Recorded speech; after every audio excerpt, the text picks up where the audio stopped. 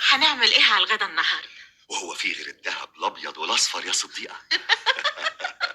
دهب. الكشري. الكشري الممتاز وجنبه البدنجان المخلل اللي يفتح النفس. الله، بتضحكي على ايه يا صديقه هانم؟ هانم حته واحده. وهم الهوانم احسن منك في ايه؟ زايدين رجل ولا ايد؟ انت مش زوجة موظف عظيم في الدرجة السادسة؟ طب اسكت اسكت، ما تقولش كده لا تتحسد. على رأيك. طب اقعد بقى على بال ما اجيب لك لقمه تفطر بيها. معلش مش هلحق يا صديقة، فاضل نص ساعة على ميعاد الشغل. اصل احنا عندنا مدير يكفيكي شره، بيفتح المكاتب مع الفراشين الصبح. ربنا ينجيك منه. ما تنسيش التقلية المحرمشة على وش الكشري. من عينيا. مع السلامه. ويكتب لك في كل خطوه سلامه يا صادق يا ابن حواء وآدم. ايوه ايوه، ايه السرعه دي؟ اهلا اهلا وسهلا يا خالتي. اهلا بيك يا حبيبتي. ازيك يا صديقه يا بنت اختي؟ يا اهلا وسهلا، اهلا اتفضلوا. ازيك يا صديقة يا بنتي؟ الله يسلمك يا عم عبد الحليم. ازيك يا مخلوف؟ الله يسلمك يا بنتي خالتي. الحمد لله على السلام. وازاي البلد واللي فيه؟ كلهم بخير ونفسهم يشوفوكي. مالك يا عم عبد الحليم؟ نفسك مكروش ليه؟ ده انا خلصان يا بنتي. ليه بعد الشر عندك ايه؟ بقاله شهرين على دي الحاله يا بنتي، واخر دكتور شافه قال لازم تدخلوه القصر العيني. ليه؟ عنده ايه؟ بعد عنك، اللقمه اللي بياكلها بتتكون في معدته وتبقى زي الحجر. ونفسي مكروش وخلقي بقى ضيق، وخالتك مش مستحملاني، خدتني لحم وهي بترميني عظمه هي. لا لا لا لا يا عم عبد الحليم، دي خالتي حقه طيبه وطول عمرها تحت رجليه. الراجل يا بنتي حاطط نقره مني، عاوزني طول النهار حاطه بوزي في بوزه ولسانه عمال يضرب زي الفرقل. يا ولية اتقي الله، ده انا عيان وعاوز الخدمه. معلش يا زينب، كلها يومين وتستريحي مني. بعد عمر طويل يا عم. بس انت ما تزعلش روح.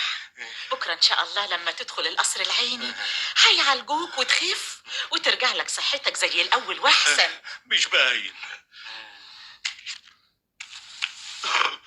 ايوه، خد اللي انت فالح فيه.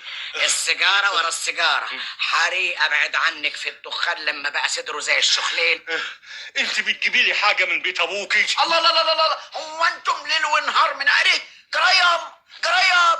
صلوا على النبي.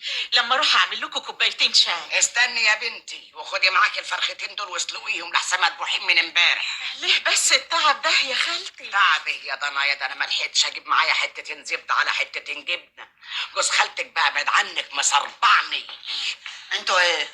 انتوا بقى عاوزين تفرجوا علينا الخلق يا عالم؟ قول لابوك الكلام ده ما تقولهوليش انا. ما انا قاعده اهو سدحانك بالطين. انت اصلك عاوزه تموتيني ناقص عمر. معلش يا عبد الحليم، كل واحد يعمل باصله. ماله اصل يا زينب؟ خيسع يعني؟ شايف امك يا واد ولسانها الطويل؟ قوم يا واد، قوم شيلني ووصلني البلد. انا لا عاوز اتعالج ولا عاوز اشوف خلقه امك. كده اهو دلوقتي بقت خلقه امه مش عاجباك يا عبد الحليم؟ الله يرحم ايام زمان، مدة محفيت ورا ابويا عشان تاخدني.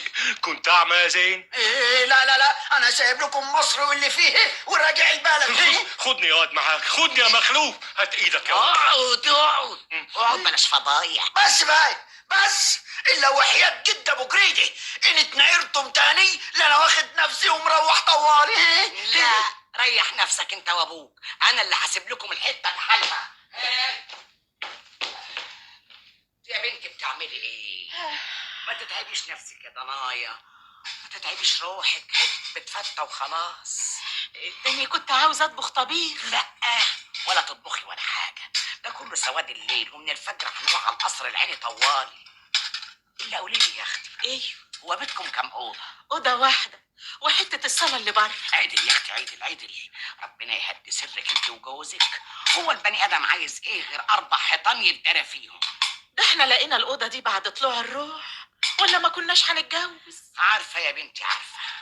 خدي يا صديقه، خدي يا اختي، خد ال10 جنيه دول. لا لا، أني يا خالتي أخد فلوس؟ لا، تشيليهم معاكي امانه لغايه ما نشوف جوز خالتك هيقعد قد ايه في القصر العيني. ايوه، ان كان كده يبقى معلش. ما تفيز يا واد انت جاي تنام هنا؟ انا تعبان قوي يابا، تقولش وابور طحين في دماغي. ايه بكره يا اخويا تشبع نوم مع مرتك، بس هربوني انتوا